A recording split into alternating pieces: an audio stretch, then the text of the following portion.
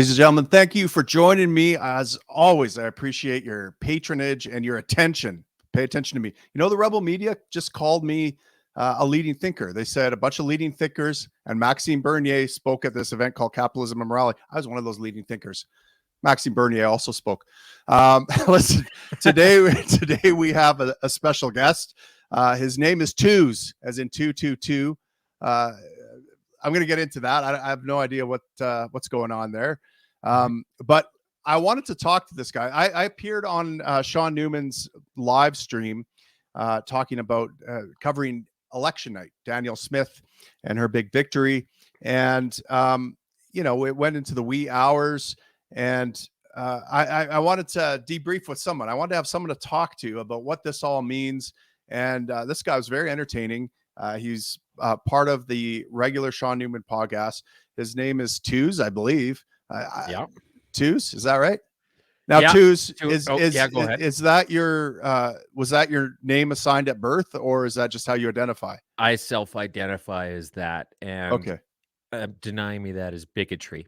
Yeah, of course. I know. Yes. And I want to respect your name. I mean, Jesus, if I'm going to respect pronouns, I'm sure as hell going to respect a name, a noun. My pronouns are two. Okay. Very good. Yeah. Yeah. Well, it's just cancel culture is kind of a funny thing nowadays. And so, it's something if you've already got some, long and storied history as the leader of a federal party, it makes sense to go with your name brand. But if you're just some lowly person who doesn't really feel like having some purple-haired crazy person trying to stop you from earning a living, having a set of numbers is a bit easier to go with. That's smart. That's probably why I haven't got promoted at work, because I'm still using my real name. 2 minutes, right? Yeah. As a kind of I'm assuming an homage to this hour's 22 minutes or something like that, or not an homage. I was on Twitter just under a now defunct regular account that I think might have even had my name on it, and I followed them, and I was like, oh, I used to watch the show as a kid and I thought it was great. And then everything I saw from them was just garbage. It was disappointing. And, after a few tweets I could literally just make up a better joke than this off the top of my head. I thought, why don't I just do that? And so I started this account, and then I was just making just a few random tweets here and there, which I thought were better and probably were. And then a week later was when the Liberal government got Twitter to shut down that Catherine McKenna parody account that everybody had thought was her because it was so vapid and crazy. Right. And so all of a sudden parody accounts were this crazy thing. And I happened to have one that stood a decent chance of standing the test of time because it's not really tied to one specific person. And it's kind of become its own thing after that. I started a podcast about 2.5 years ago, and then ended up going on Shaun's podcast a few times, and then thought, okay, well, what if I'm not sure, it was either him or one of his brothers said, you and Two should do a weekly show. And we started that, and it's been the Tuesday Mashup.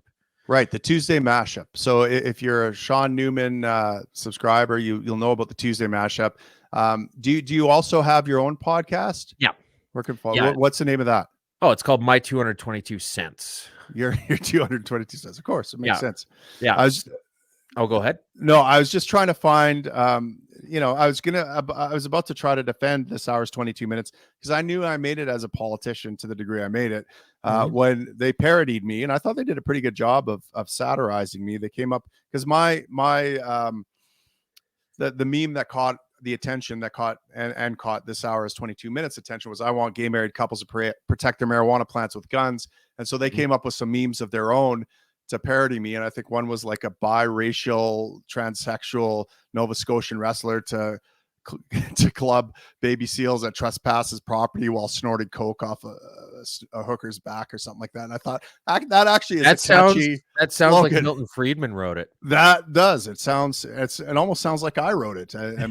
I mean, it doesn't sound like parody. It sounds like a serious campaign slogan right there. But every once in a while, they try to satirize people to the point where they just get it right. Parks and Rec, the libertarian dude with the mustache. Yeah, Ron Swanson. Ron Swanson. Yes, thank you. So the story behind him was that they were going around interviewing people who worked for the government, and they met exactly Ron Swanson, and they were interviewing him, and they thought it was so crazy that there's actually a person who believed these things, and they couldn't believe a guy like this actually existed, that they tried to model Ron Swanson exactly after that dude. And then he ended up carrying the show, or even Yeah. Baldwin before he got all pro Second Amendment.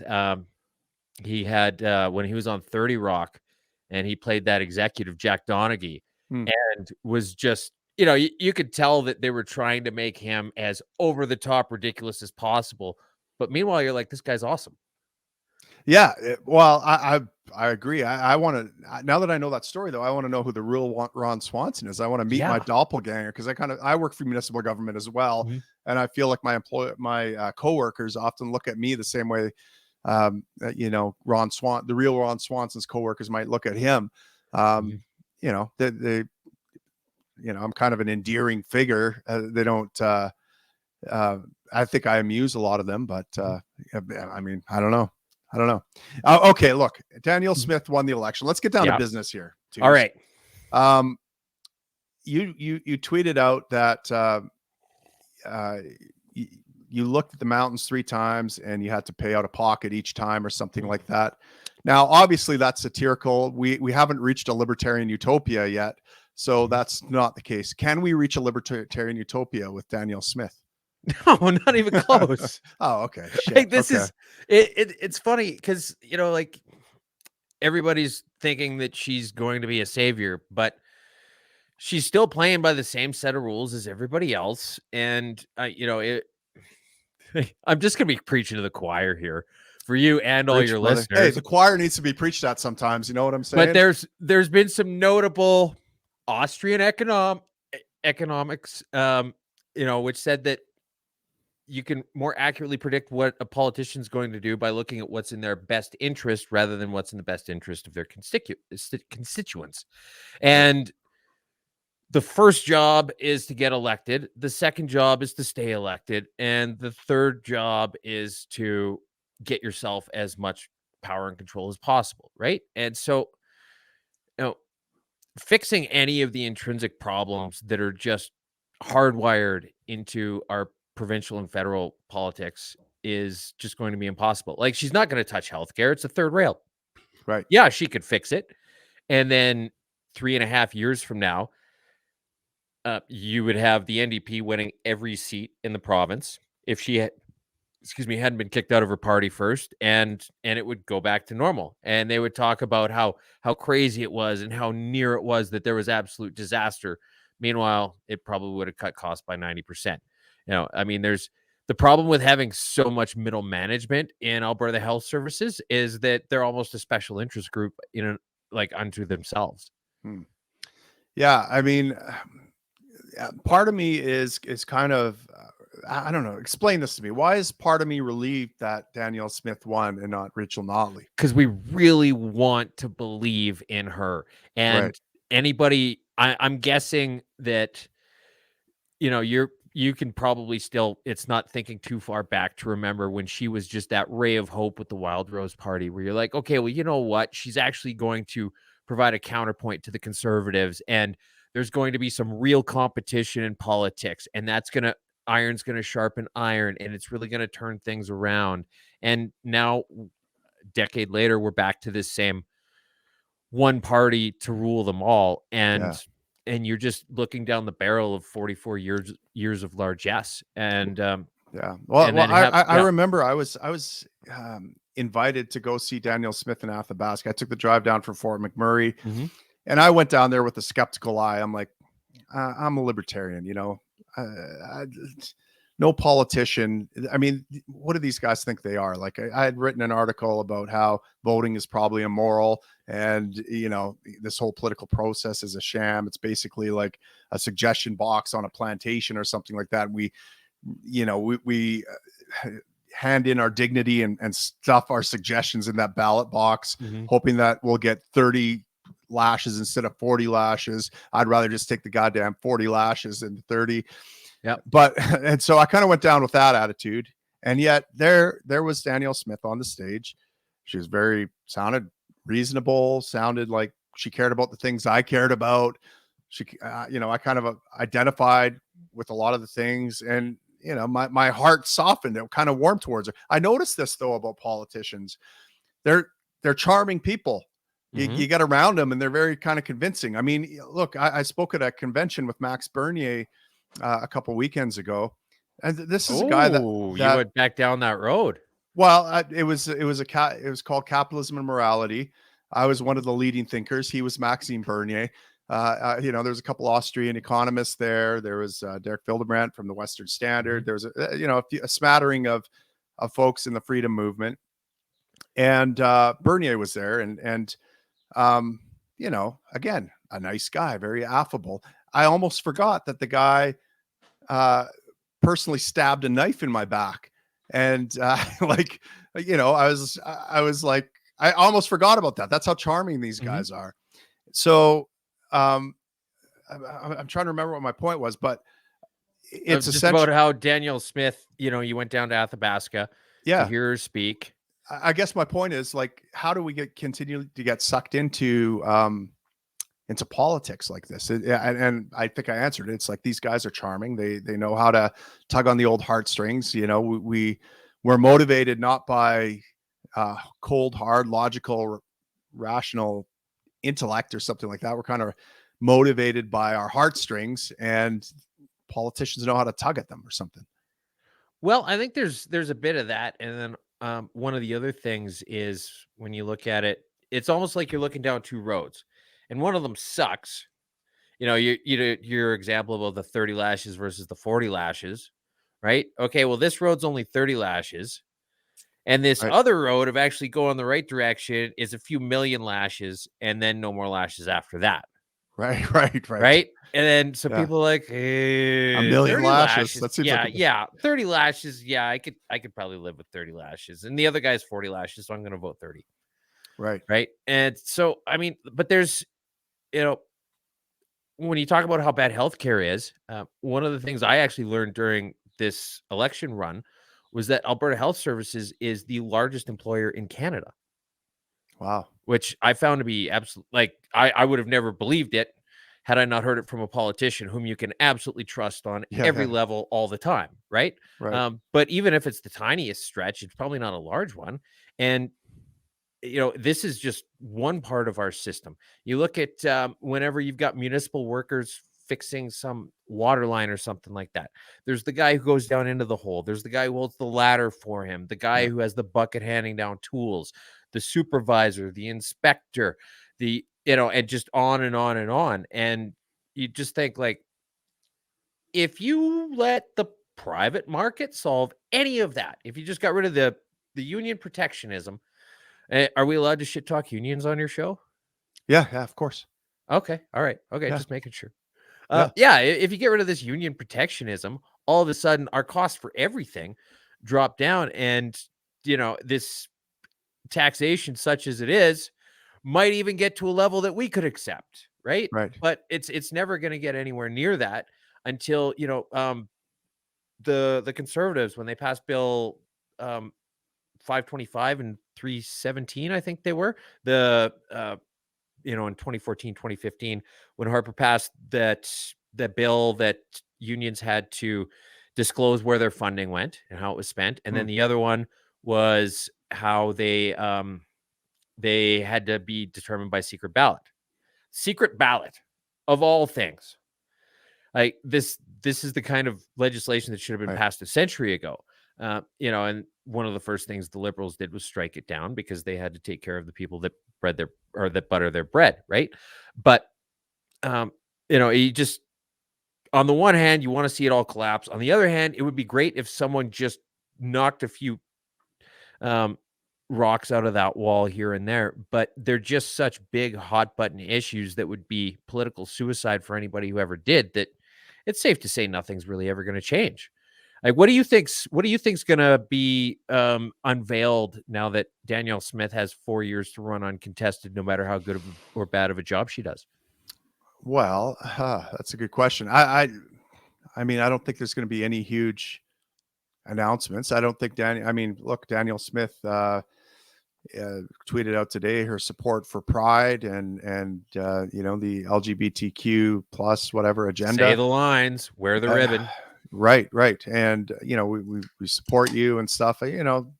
Virtue signaling.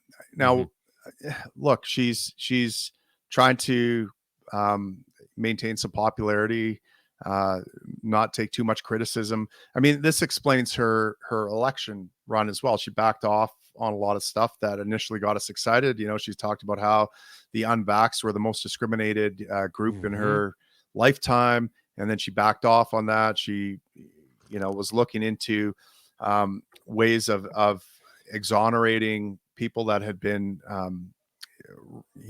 unjustly oppressed by the COVID regime.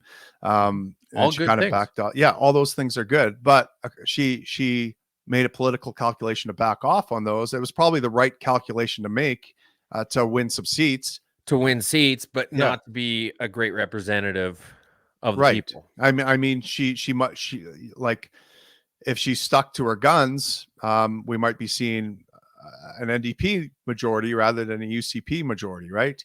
And so, the pragmatist will say, well, she did what needed to be done pragmatically to get in there. But I mean, this is why conservatism always fails in my mind, because they're always acting pragmatically to get the left out. This is the most important election in our lifetime, guys. We just need Isn't it weird that we're on like our 25th most important election ever in a row? Absolutely.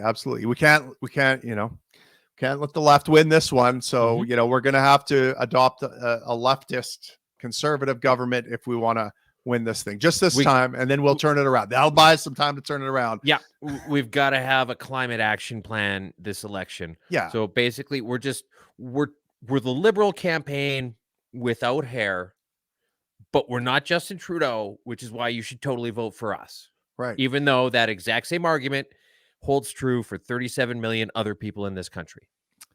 Yeah.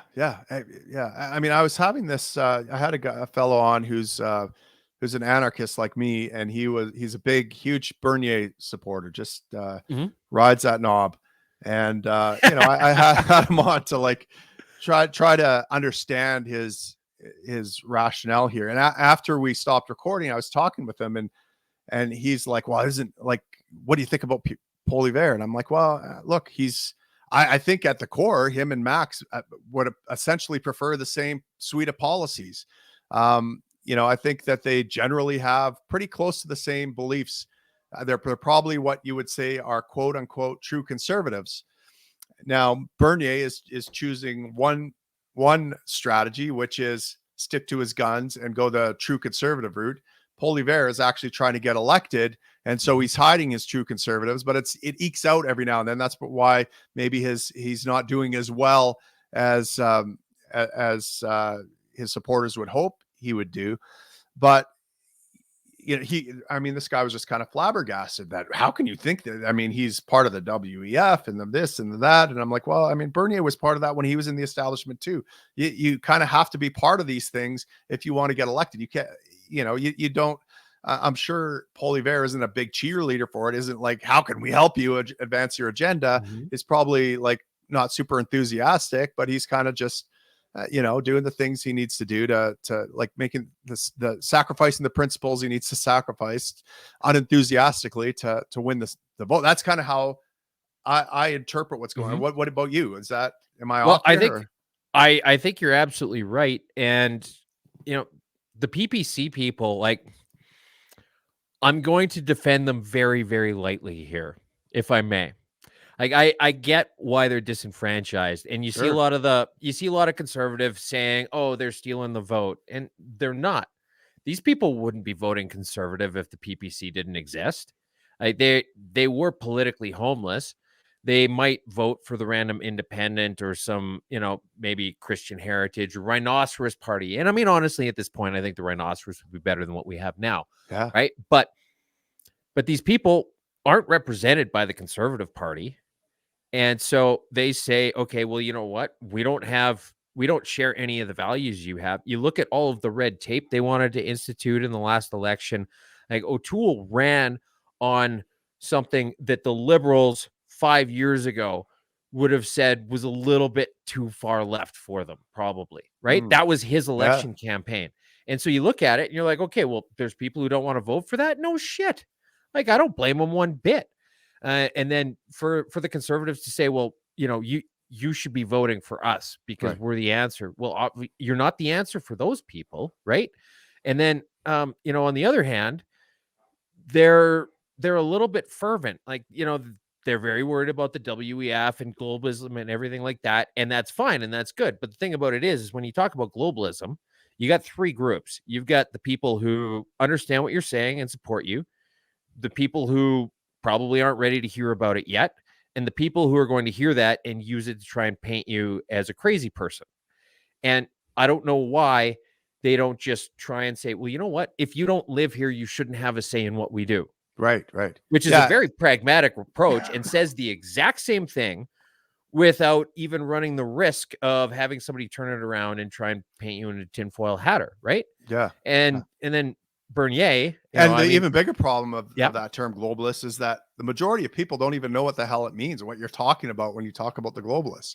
well, and globalism in business is definitely different than globalism in politics, right? Right. There's some ambiguity in the application of the word, right? But Sure. I know you've had some issues with Bernier, and like personally, I've never met the guy, but it seems to me that he's a little bit, we talked about this a tiny bit during the live stream, how there's some politicians out there who it's more about them than it is about the message or the purpose or the movement, right? Right. I mentioned Chris Sky, and Mm, there's a few other ones, but every once in a while, because we were talking about Artur Pawlowski, right? But right. with Maxime Bernier, it seems to be a lot less about what they're trying to accomplish and what they believe in, and more about Maxime Bernier Incorporated. Mm, yeah, that's the And impression. that's just my take, right? I've never, but I mean, I get so. It's funny. I imagine anybody who's conservative that listens to this is going to think I'm a dick, and anybody that's PPC who listens is also going to think I'm a dick. And you know what, Yeah. Tim? They're both right. And I'm waiting to decide whether you're a dick or not. I'm on the libertarian side, but yeah, no, but the interesting thing to me is, okay, and you're right. Like, I know a lot of PPC supporters and people, they're great people. And, there's a lot of libertarians that for whatever reason join up with the PPC. And, when I was the leader of the Libertarian Party, it kind of hurt my feelings that they were like, what's wrong? It kind of feels like rejection. It's like, guys, I fucking gave up my pension to do this. Like, this is a principled message we're hawking. I invited Bernier actually to lead the party. I was going to step down. Yep. And now you're just going to go with this guy who is like he won't even embrace the term. It's talking about, drug regulation and using the state to advance to make sure true conservatism is preserved or whatever that means.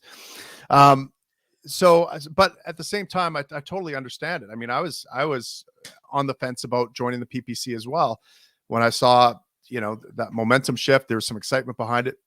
The thing that's encouraging to me, though, is that more and more people are looking at the establishment and going, well, I can't win. If I vote for Poilievre, I lose. And if I vote for Bernier, I lose. So I might as well vote for Bernier because at least that's closer to my principles, and I won't feel as dirty doing it or something like that. Or maybe it's I don't know. Maybe some of them are delusional enough to think Bernier will, win or something. But I want to believe most of them are just like. And actually, when I heard Bernier talk at this conference, I was actually kind of encouraged because it sounded like a speech I would have given when I did give, actually, almost like he was copying something. Wait a sec. That's pretty socialist of him. Well, yeah, I mean, listen, I don't mind if people copy. I'm not in favor of IP, but no, look, he was talking about look, his goal. He's like, I don't care if I win the election. If the other party, the mainstream parties, have to adopt my policy because of the pressure we put on them, that's a win. And that's what I always used to say, great. So we have these two strategies going on. We have people on the fringes, kind of putting pressure on advancing a principle or a message. And then we have the people the closet libertarians and the closet true conservatives in the mainstream parties, kind of like hiding their light under a bush so as not to be found out, and not at least not enthusiastically growing the state, maybe, rather conservatively growing the state, let's say. Yeah. So just gradual encroachment, which is right. totally better because it's gradual. Well, yeah. But populists are kind of waking up to this, or a lot of people are waking up to this and saying, hey, look, nothing's changing. It doesn't matter whether it's a right or a lefty in there. Things are growing and things are getting out of hand, and society's going to hell in a handbasket. So we need a change, right? And so Bernier represents change. So what do you think? How do we take that that kind of spirit of populism, of people throwing their hands up at the establishment and saying, we don't believe in you anymore, and direct them towards a direction that doesn't lead to a right-wing authoritarian father figure in charge of the whole works or something? I mean, to be fair, given what we have right now, a right-wing authoritarian father figure, even if you and I were the first up against the wall, probably still an improvement. Yeah, my kids would probably be better off. Yeah. I'll take that bullet. Absolutely. As far as it's change management, man. Do you know what ADCAR is? It rings a bell, but okay, so there's a few kind of models for change management, which is just if you're trying to make something suck less at a company, it can be really hard to do. And so some people who've had success, they've learned different approaches. And so ADCAR is awareness, desire, knowledge, application, and repetition, if I recall correctly. Right. And so if you want to change something, you need to make people aware of the deficiency and how it affects them or the company or the culture or whatever else. But awareness, and then desire, you need to get them to want the change. And then knowledge, you need to let them know how they can institute the change. Application is rolling it out, and repetition is repeating that, doing it again, right? Until you get it, right? And then eventually you can step away and go do the same thing somewhere else, and it'll run on its own.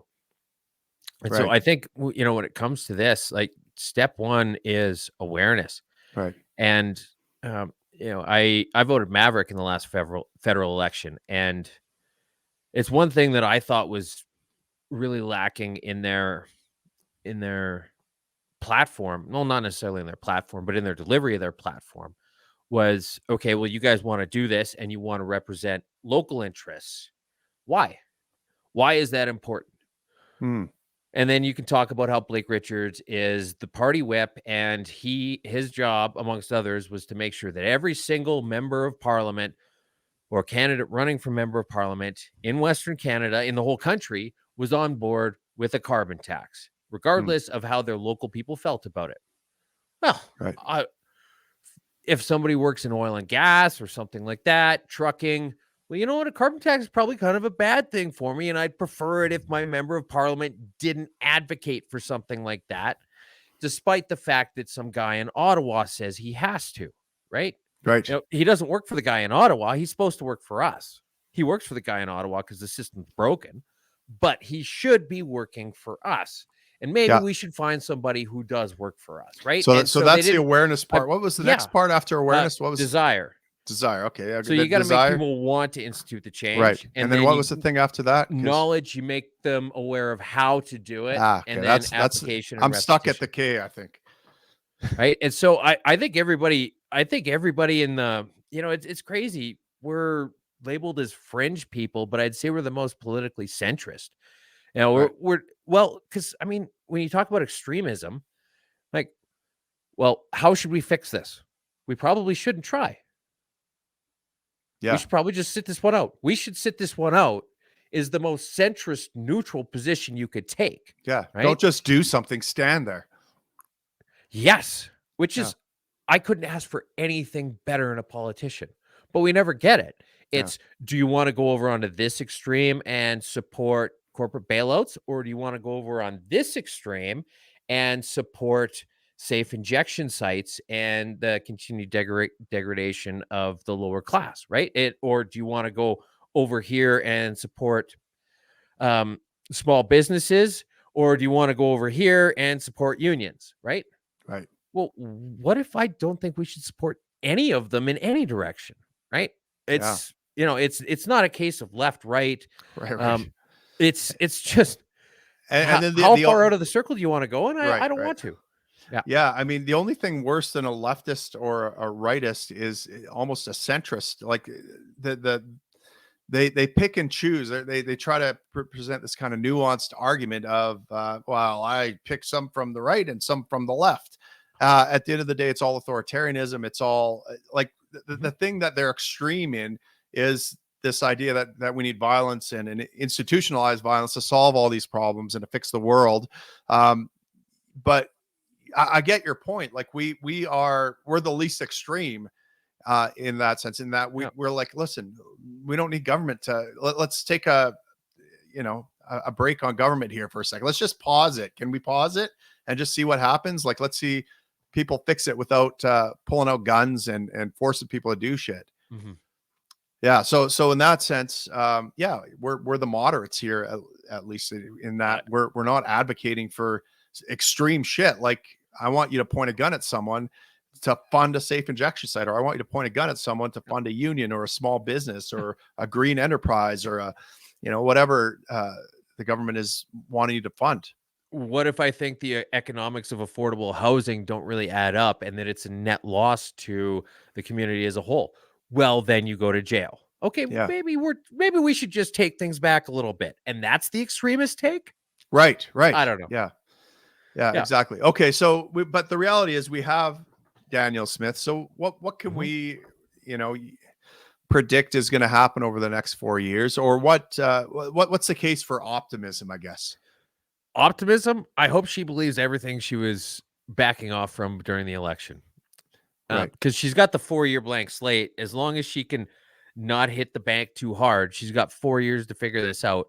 So I'm guessing the things that are going to take long-term or that are going to need a longer time horizon to bear fruit are things that she's going to jump out with right out of the gun, which is interesting because you're going to have the NDP saying, well, we told you she was going to do this. Right. And you'd be like, well, yeah, because she said she was going to do it, you freaking geniuses.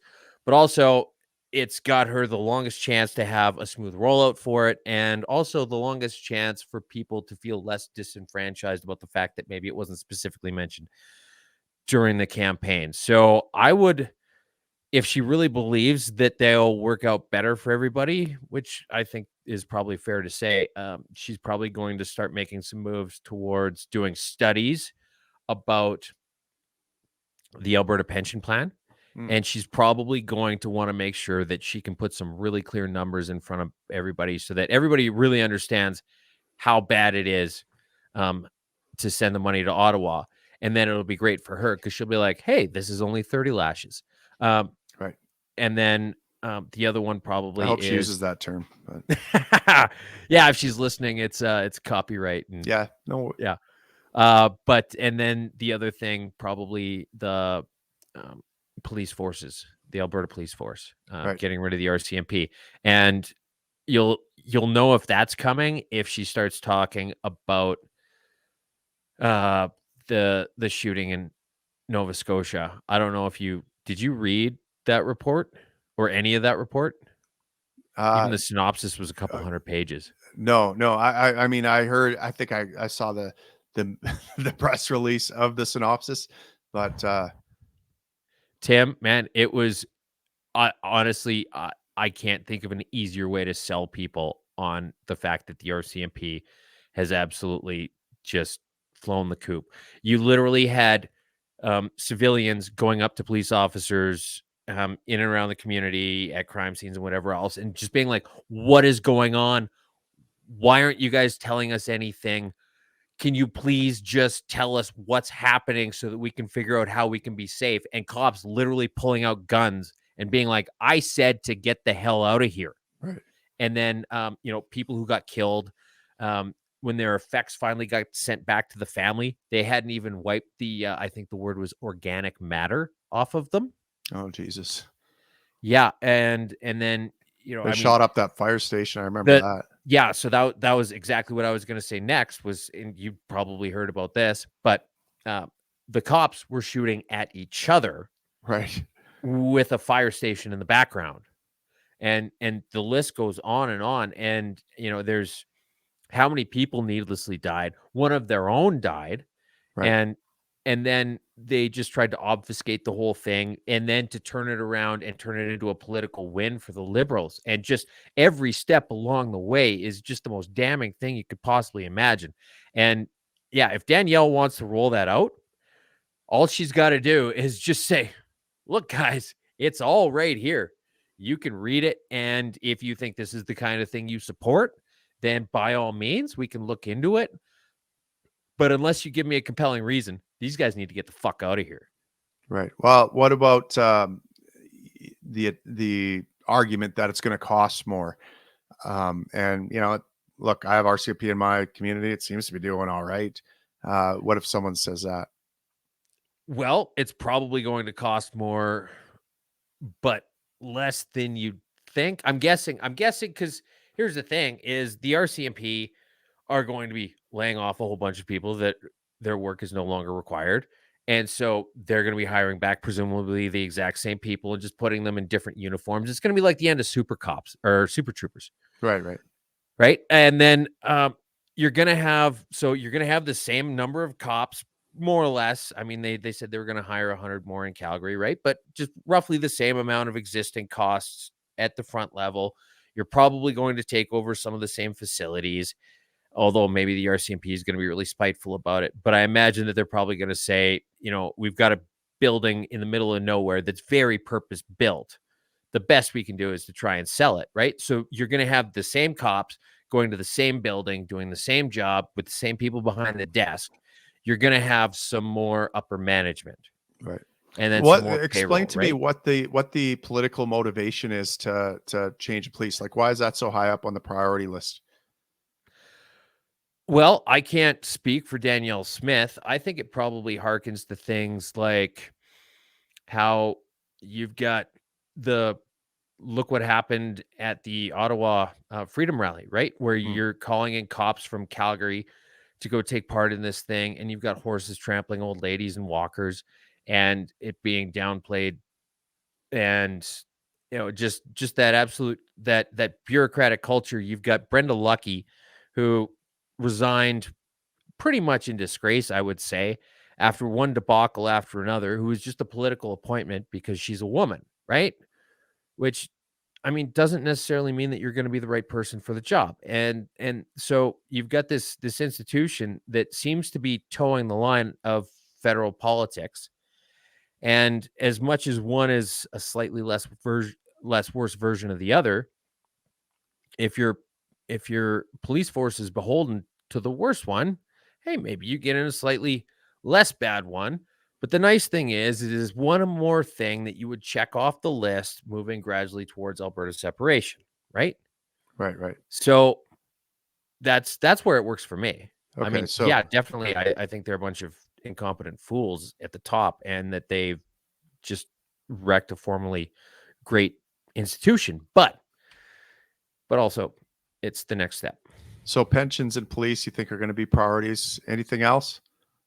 Well, if she thinks they're gonna work, right? Because Right. if they're Okay. So gonna she's work, going to she's start gonna wanna implementing. get as Yeah. much of a head start on them as possible, right? Yeah. And so pensions would probably be a slightly longer one because you're gonna need the numbers and you need to make people aware of why you're doing it. And you're not just, Yeah.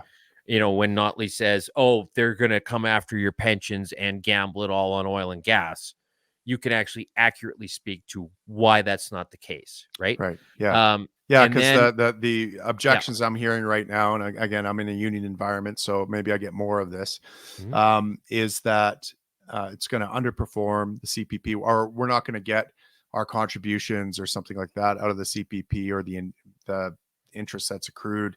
So mhm.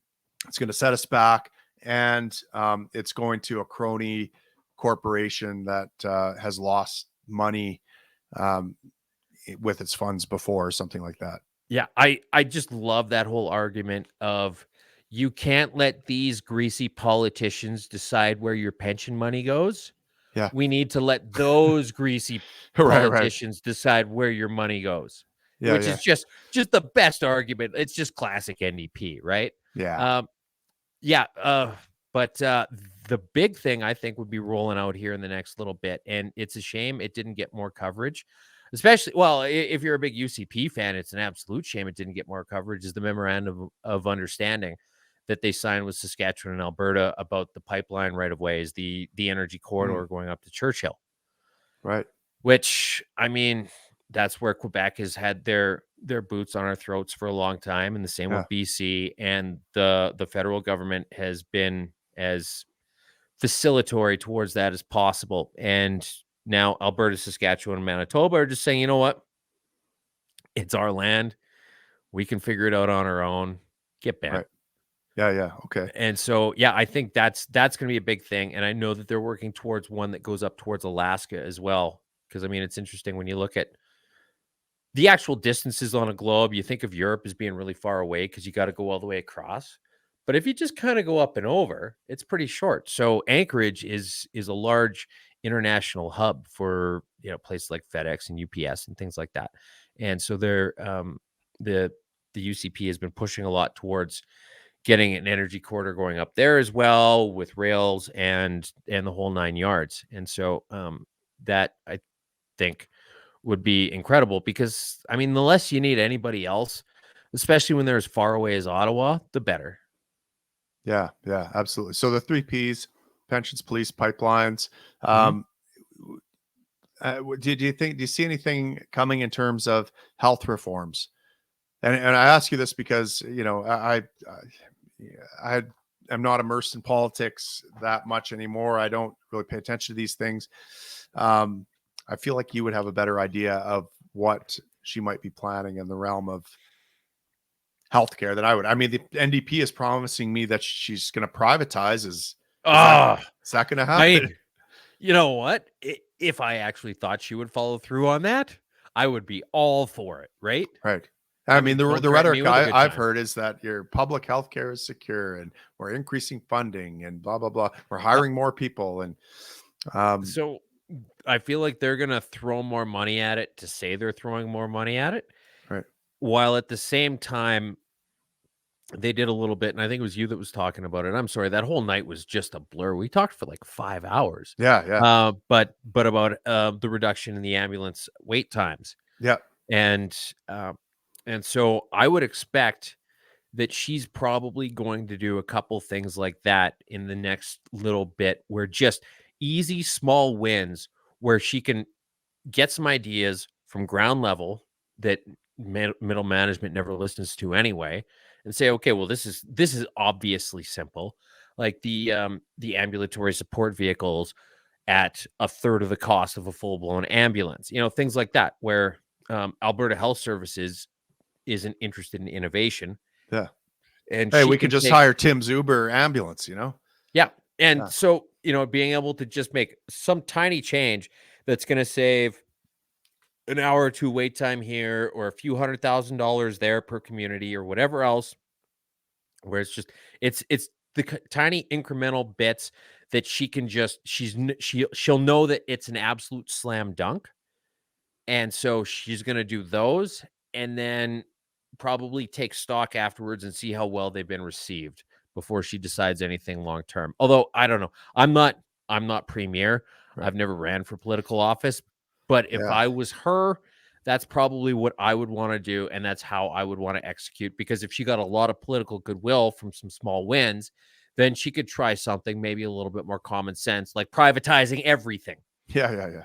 We can hope. I did hear rumblings and kind of rumors in the Mhm. back corridors of my workplace of Mhm. stories of Danielle Smith approaching um, mayor of Calgary, for example, and testing the waters to see if there would be any desire to take back ambulance services at the municipal level, which tells me that her kind of uh, instincts are in the right place, right, and Mhm. decentralize, get things back to the local level as much as possible. I actually ran for union vice president of my local, uh, believe it or not.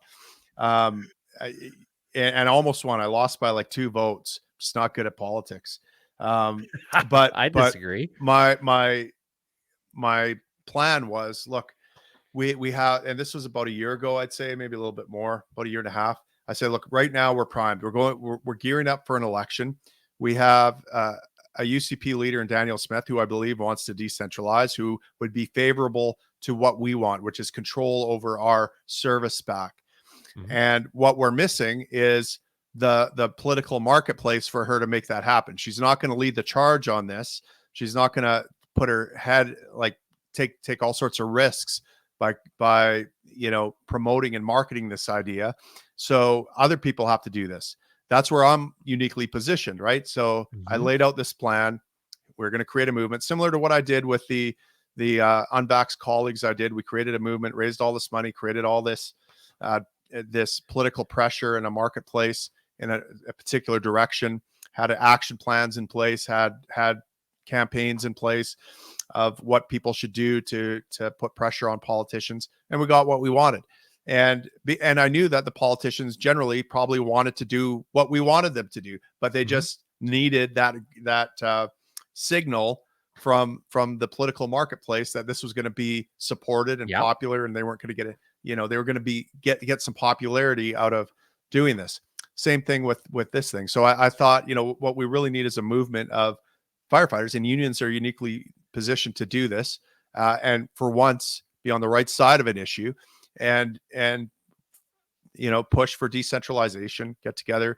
The fire chiefs, I know, would be on board with it. The municipalities might waffle a bit on it, because a lot of municipalities are like, well, this is one headache we don't have to worry about or fund anymore. But ultimately, I think they could be swayed pretty easily when they recognize how popular an idea would be. Anyways, I had this big idea, but it seems to me that we need these kind of grassroots movement to pave the way on a lot of these issues, to actually get some of these things done. But you fell into the classic pitfall, Tim. What's that? You did what was right and forward thinking, as opposed to what would have gotten you elected. You should have just said free skateboard parks for everybody. Yeah, I guess so. Well, and the fact that I was a public figure libertarian didn't help me either, because there was a lot of, wow, how could we have a libertarian in the union? They hate unions, and it's like, I can't really necessarily argue with that. I mean, I tried to. I'm like, well, I don't hate unions. I just hate the legislation that supports them. But so it was kind of a hard negative campaign to overcome. But they painted you as an extremist, like a militant libertarian, where you're going to let people do whatever they want at the end of a gun. Yeah. Well, the funny thing is, it's a weird culture, right? Because we pride ourselves on being these kind of guys that put it on the line and take all these risks for the public, and they would never leave a brother behind. But when the COVID regime came in, we saw how you left all of them behind. Mythological that idea we had of ourselves was. And it was kind of disappointing to see some of my brothers get left behind. And not only that, but when you stand up for them, you kind of get made out to be a shit disturber, a pariah, someone that's maybe not I got a little bit of that, not a lot of that. Yeah, well, I mean, a bit of credit where it's due. I think the firefighters, and not all of them, granted, but the only public servants I saw standing up in any decent numbers at all against the forced vaccinations and the lockdowns and everything associated with that just blunderous time in over governance history, they were the firefighters. Yeah, that's a good point. You know what? We are goddamn heroes. Yeah, you're right. Thank you. You restored my faith in my profession. Well, that was pretty easy. Yeah, it was. I'm easily convinced of things.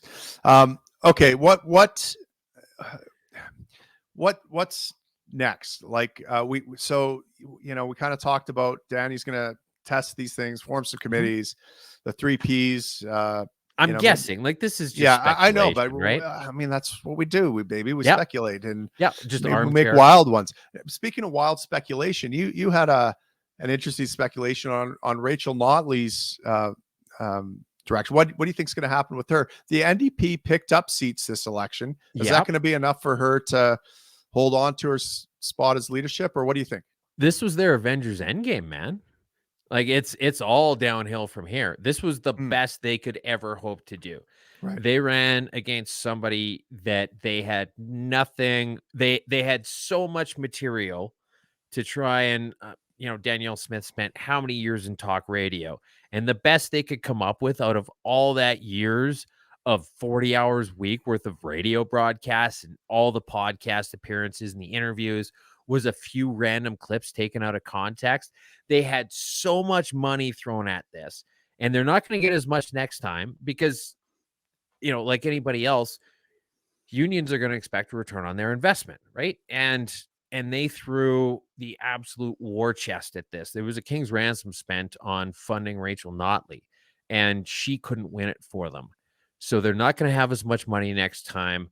They're going to try and be relevant, but this was her win or die moment. Hmm. This is 2 elections in a row that she lost, and I think anybody who's going to look back fairly will realize that 2015 was an absolute flash in the pan and just a perfect storm of everything happening at the right time. So, she's not the person who's going to, even though they came out further ahead, I don't think she's the person who's going to bring them over the finish line a second time. And so she's going to be relegated back to, whatever she decides to do next, which, Jagmeet Singh is currently polling as ahead in his riding, but that's a recent development. He Mm, was actually polling in second or possibly even third place. Don't quote me on that, but it was definitely second place. Shaun and I talked about it in a mashup a couple months back. And right. so, he's right on the line of not even winning his own riding, let alone being relevant on the federal stage. And he says a lot of stupid things and doesn't Yeah. really represent the common man that the NDP likes to say that they represent. So I could see Rachel making a bid for that. And I think that everything Thomas Lukasik did during this election was him looking at the writing on the wall, seeing that she isn't going to win and trying to set himself up Interesting. as the new leader. And I think that Nenchi's probably going to do the same thing. I mean, why not see if you can get 3? Well, actually, no. Provincial MLAs don't get pensions, do they, in Alberta? Okay, well, still, he's I don't got 2 know. pensions. No, they don't.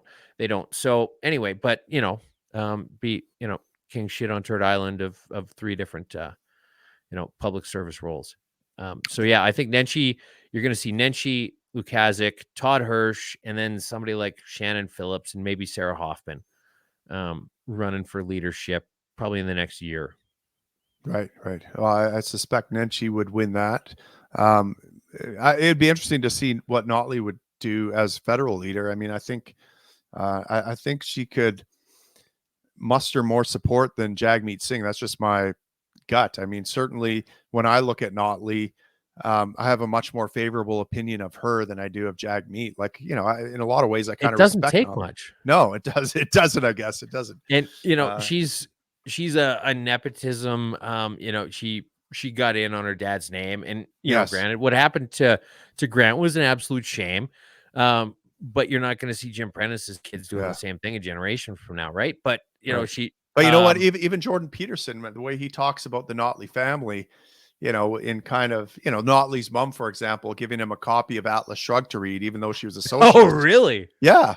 I missed that. He's talked about this before. Like, yeah, I like Peterson was a NDP activist in his late Yeah, teens, yeah, right? I knew And so that. he was well connected with the Notley family and was over there often and would get like, a smattering of books from Rachel's mom. And Mhm. one of them was Atlas Shrugged because, for the same reason, I went to a conservative institute for some leadership training and got a copy of Saul Alinsky's Rules for Radicals. It's like, kind of important to know what the other side is thinking and how they operate. That was kind of so that to me actually kind of raised the esteem of Rachel Notley in kind of a See, tangential way. and that's good because you know what, even like awesome, anytime Ayn Rand's getting thrown in, Yeah. thumbs up. But also at the same time, like I've got 2 sisters that are pretty far on the left, Right. wonderful people, but completely different ideologies, right? And then my one sister was over one time and she was looking at I had this one book out and it's called, I think it's called The Case for the CBC or The Argument for the CBC or something like that. And she's like, "Why are you reading this? You think they're garbage?" I'm like, "Well, they are garbage." And so I'm reading this book and I'm reading this book. And the other one was that CBC Exposed by Brian Lilly. And then she's like, "So you're reading two completely opposite books." Crazy idea, right? And I'm like, why are we talking about this as though it's strange, right? Right. And but it's a completely different school of thinking in some circles, where the thought of understanding where your opponent's coming from and the perspective that they're looking through things. Even opponent's a strong word sometimes, but sometimes in this it's not even strong enough, right? But the point is that somebody on the other side of the issue from you, to look at them and say, okay, well, where does this argument make sense from, and how do I understand it and everything like that. It seems like something that there's some people that never even registers for them that would be a consideration. Right. Yeah, I mean, it leaves the impression that Notley was raised in a household where they kind of argued or debated, and like intellectual rigor was kind of important, and understanding both sides. I think that's great. Yeah. Yeah. So I think she might do well on the federal stage. She's new blood, and she's got some clout behind her. I mean, but then what happens to Jagmeet? Where does he go? He goes back to being a lawyer. I mean, what? Yeah. Oh no, he has a couple tough months and he's got to sell one of his Rolexes. Right. Right. Yeah, and his well, and I've always said this, like, some folks, I've toyed with the idea of just running as a like for a mainstream party like the UCP or something like that, just to get in there and see what I could do. But then I'm reminded that, look, I'm a blue collar guy. I'm a firefighter. I put wet stuff on red stuff. Yeah. When I lose after one term, if I'm lucky, I last a term. It's not like my stock goes up as a firefighter. Now I'm like 4 years older and not as physically capable, and no one's going to hire me at my age. And, but if I was a lawyer, on the other hand, my value goes up considerably. So it kind of keeps regular Joes out of politics a little. Yes and no. One thing I will say about the UCP is that they do have quite a few regular Joes.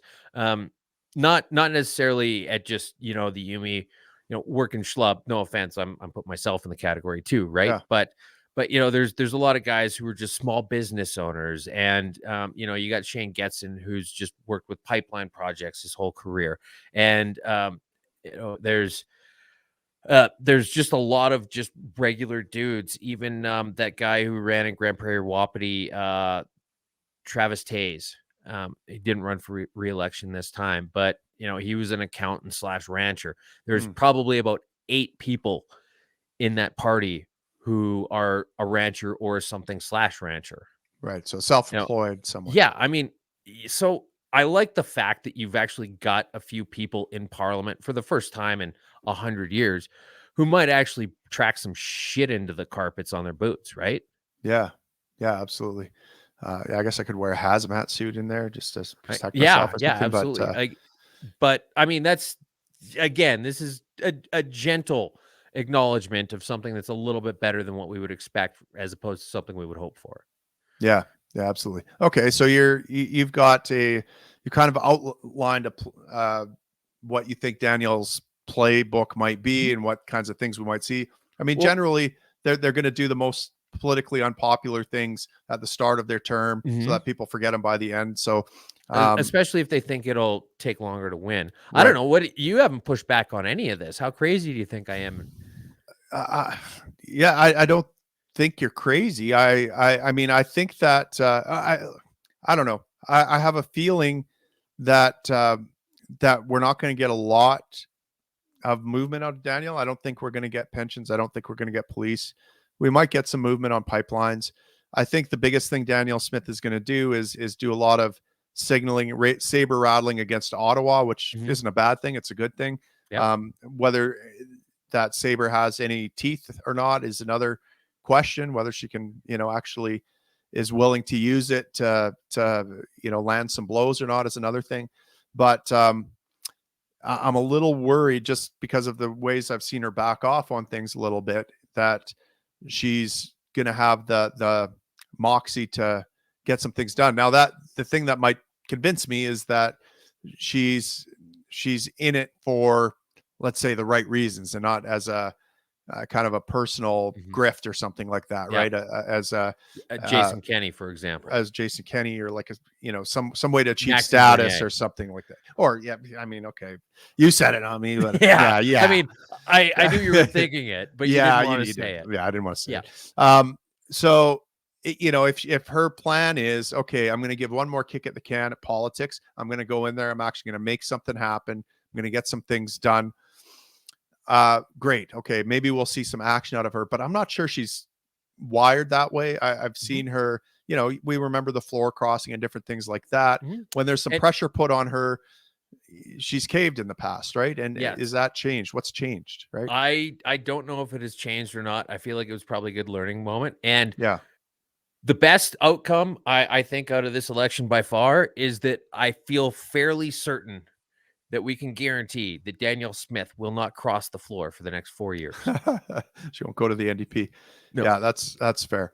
I should have asked you this at the start. What is your political kind of, I guess, progress been? Like, what is your evolution been? Well, a buddy of mine, been friends since high school.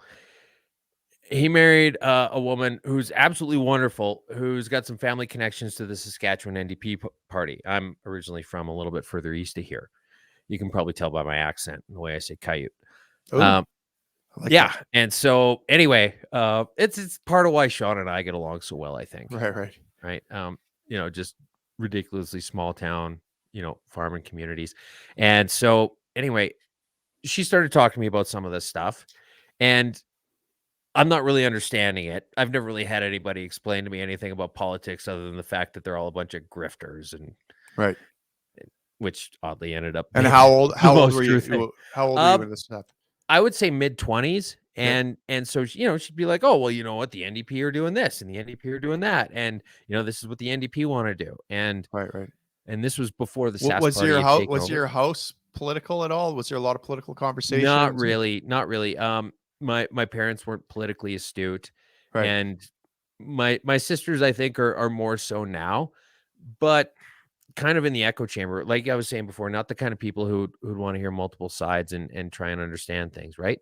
But yeah. So anyway, but this woman was telling me about this NDP stuff, and in the back of my head, I'm like, okay, well, that sounds good, but something in here doesn't quite click, and I didn't know what it was, but you got that feeling. You're like, something isn't right here. I don't know what it is, but something doesn't jive. And then you start looking around a little bit, asking more questions. And then all of a sudden you stumble across some guy named Thomas Sowell or something. And then you go down a big rabbit hole and you're like, everything I thought I believed is a lie. Right. Yeah. And, but it all makes sense. Right. And then you're like, oh, there's some Austrians that have some thoughts about this. And, oh, there's some great old videos by some Jewish guy named Milton. And you go and you're just like, okay, well, this clicks, this makes sense. And then you look at how things kind of unfold, especially in the federal level, where you're like, okay, well, this, nothing that happens in this country is anything that I would ever vote for, anything anybody I know would vote for. Yeah. And it just keeps happening. And why the hell do you have this incredibly huge block of, I would say, small L liberals that call themselves conservatives over here being beholden to these far left liberals, right? And you've just got this system where nobody is what they say they are. The conservatives aren't conservative. The liberals aren't liberals. The NDP aren't new. The Green aren't green. Yeah. Right. And, the only thing is just the blockheads. Yeah. You can make an argument there, right? Or the CAC party. That's the... Yeah, well, I mean, that sounds very similar to my story. Maybe it's a farm boy thing, because I grew up on a farm in the middle of nowhere too. Same story. My parents weren't politically astute. They said glowing things about NDP and conservative. This was bullshit. That was bullshit. This is good. That's good. Mhm. They love the government when it came to things like farm insurance and some of those programs. But guns were on our farm. They were a useful tool. We had, there just wasn't much government around, so it never got talked about that much. But of course, through public school, you get a heavy dose of government as a committee of virtue, and this is what your duty as a citizen is, and this is the price we pay for living in a civilized society and social contract, yada yada. And then similar to you, like maybe mid-20s, late 20s, starting to do some reading and questioning some things and having my whole worldview blown apart. It might have been what you consider a red pill moment, because it was very similar to that Matrix thing where like everything I knew was a lie. It was put Yeah. there by the culture around me. I had nothing to do with coming up with these ideas I had in my head. And it was very unsettling and disorienting to be in the world and not know which way was up or down, and what was real and what was fake anymore. So a very similar view. So you must have thought about then, how do we get to the kind of world we want to see, or even like a couple steps that direction? It's got to implode first. I Is that think. what you think? Eh? Oh yeah, anybody who's libertarian or anarchist should totally vote NDP or liberal Hmm. early and often, as many times as Right. you can. Put in a whole duffel bag every time. Just like because this I guess harkens back to what I was saying at the start, how the politician's first job is to get elected, and the second job is to stay elected. And anybody on the conservative side isn't going to address any of the systemic issues. Anybody on the liberal or NDP side of things likes those issues. They think they're great because that supports their voter base, who in turn support them, and that lets them continue to be elected. But you're not going to find somebody. You're not going to find Maxime Bernier actually. Uh, his political demise was when he said he was going to take down the dairy cartel, which is a great thing, and I think it absolutely should happen. But that was it for him, right? That was the moment where they're like, well, we can't let this happen, and no one's ever going to let that happen. And so, it's how fast do you want to rip off the Band-Aid at this point? Yeah. Well, I guess my worry is, we adopt an accelerationist view and things blow up, and there's ensuing chaos, and kind of government shrinks as a result of just Mhm. the facts of reality and math. And, and Which then they're not generally beholden to anyway. well, they try to ignore those facts, but ultimately reality eventually catches up, Mhm. if history teaches us anything. And then you've got a population that is clamoring for a strongman or something like that to set things back in order. Losing government doesn't necessarily make people libertarian. In fact, it seems like the bigger government gets, the more libertarian people get. And the opposite occurs when you destabilize governments. People are clamoring for a strongman to bring things back into order or something like that. Mhm. So I'm a little bit worried about that. Do you have any thoughts about that? Is it? Well, you're probably actually completely right. I mean, if history, especially in places like Russia, for example, teaches anything, it's that they love getting somebody in who's just gonna straighten things up with an iron will, right? And um, I think if there's gonna be any change, it's got to be more local than ever because, Mm, like, do you think your federal MP gives a rat's ass what you as an individual think?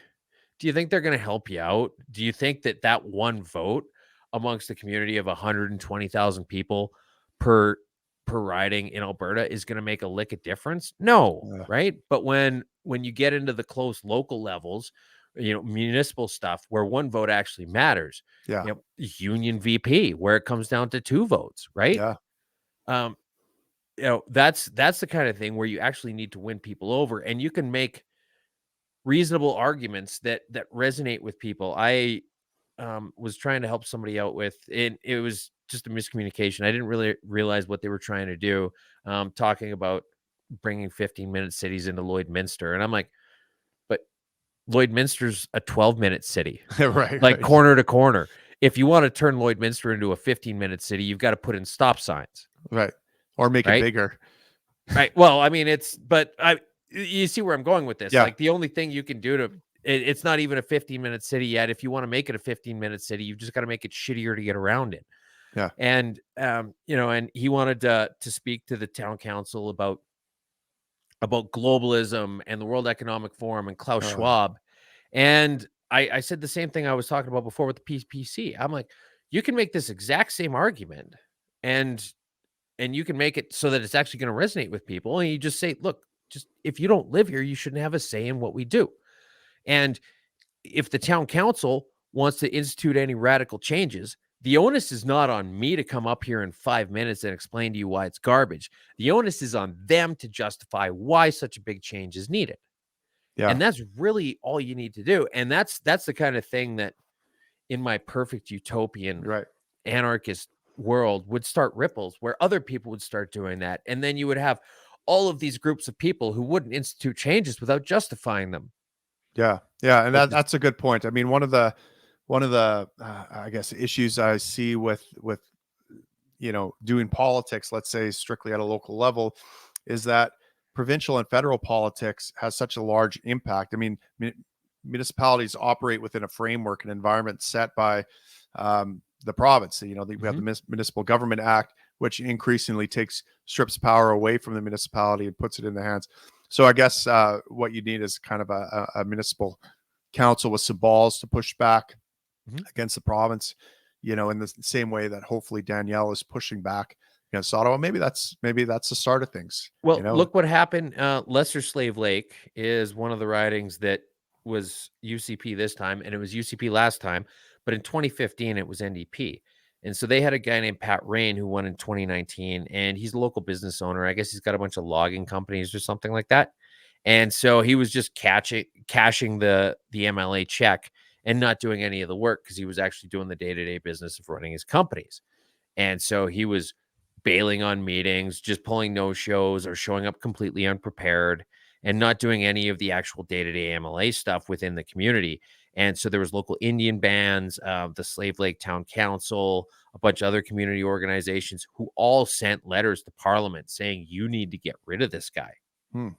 Right. And so, this is like municipal politics is just your community, but it can have, in the right situations, right. It can get bigger. And that guy ended up not running in the last election. He just decided to retire back and focus on his family or whatever. I don't think he even bothered doing a bullshit resignment statement or anything like that. He just stepped away. Interesting. Right? So yeah. Oh, that's it. Yeah, and maybe we need to think about, again, looking at the man in the mirror. Someone who is willing to speak their truth and take the risks that come with speaking the truth. Is likely to make a bigger impact in the world than someone who's kind of hiding low and hiding their light under a bush or whatever. So you get enough people in a community that are willing to stand up against popular opinion or the prevailing culture or the prevailing establishment in a community. Pretty soon that community itself is going to stand up against the province, and that province is going to stand up against so on and so on. Listen, Twos, I've kept you long enough. Where can people follow you? I know your Twitter is a must follow. It's hilarious. You broach politics in a very humorous way, which I think is the correct way. I get a headache when I see people taking it too seriously. Well, that was one of the things that Shaun and I wanted to do with the live stream election coverage was no one's ever tried to have fun with it. Right. No one's ever, our spiel, I guess you could say, our shtick leading up to it was just election coverage that doesn't suck. Yeah. It doesn't have to be dry. It doesn't have to be boring. We can banter back and forth. We can enjoy ourselves, and we can actually make it something that you'd want to watch rather than just have it on and mute in the background so you can see whatever check marks show at the bottom of the screen. Yeah, it was a blast. And I'll tell you, at one point, it took me a while to warm up. I wasn't quite sure about the audience, about what, Shaun's expectations and this and that. At one point, he's like, well, did you vote early, Tim? And I didn't have the heart to say, I see voting as a, like an insult to my dignity and kind of like stuff in a plantation Mhm. box. So I don't do it, Shaun, because it might even be borderline immoral. But next time I'll be a little bit more forthright with my, because it's a safe place to do that, I guess. Oh yeah, absolutely. Although, I mean, to be fair, like, yeah, we try and keep the mashup fast paced, which is funny Yes. because anybody who's ever listened to it, that's totally not the case. We end Right. up just going off on random directions. But just I don't even really get into too deeply. I'll just throw little shots here and there about how the whole thing's broken. But I just, we don't even do deep dives Yeah. into exactly how fucked up it is. But it's definitely something where I don't think anybody who's ever listened to more than a few episodes would be able to look at me and say that he thinks that government is in any way functional and Right. that he pulls any punches about any of it. Right. Time might keep him from getting into exactly what he thinks, but being unwilling to express himself is not a consideration. Right. Right. Okay. So, but yeah, I guess going back to your thing. So my Twitter is at 222 minutes. My podcast is my 222 cents. Anywhere you find podcasts, but particularly on Fountain because they actually pay everybody in Satoshis for Oh, yeah, I mean, you're a Bitcoin guy, so that Fountain. should yeah, so you can go on and claim your app or your podcast on Fountain, and your podcast is on Fountain actually. Oh, So you go in and claim it. When people listen, you earn Toshis, and then when you listen to other people, depending on the day of the week, and a multiplier that gets assigned at random, you earn Toshis as well, and then you can use it to amplify your reach of your podcast on Fountain, or presumably just cash them out at some point too, right? Uh, oh, that's cool. yeah, or YouTube is the Tuesday mashup. We've got a YouTube channel just for the Tuesday mashup, and Right. then so Shaun Newman podcast. I assume that there's a bunch of people listening that probably listen to Shaun Newman's podcast, and if for some Yeah. reason you haven't been listening to the Tuesday mashup, this is your wake up call. Awesome. Okay, guys, and I'll post all those links down below. As normal, please go to my what is it called? Substack. Eventually, I'm going to write something on it. So make sure you subscribe, because when I do, it's going to be something special, because I've been brewing some stuff up here, and one of these days I'm going to put it into words, and it's going to be articulate as fuck, and you're going to want to share it with everyone. And you're not going to want to miss that. So make sure you subscribe to me there and support me on Locals.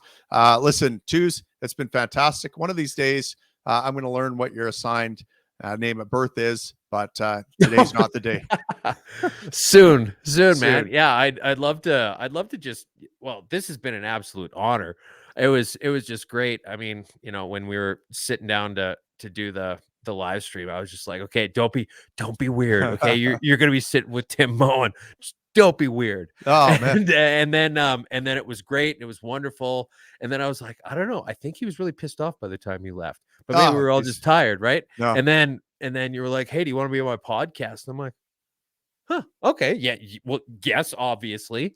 And so, yeah, this has been absolutely wonderful. It's been great, just chatting with you these last couple of weeks. And I'm extremely humbled that, Awesome. that you would, consider me to be on your show. And I appreciate it very much. Hey, buddy, we're friends. FRENS, the right wing version, the right wing Okay. extremist version. Yeah. So there we go. Awesome. Thanks. Okay, guys. See ya.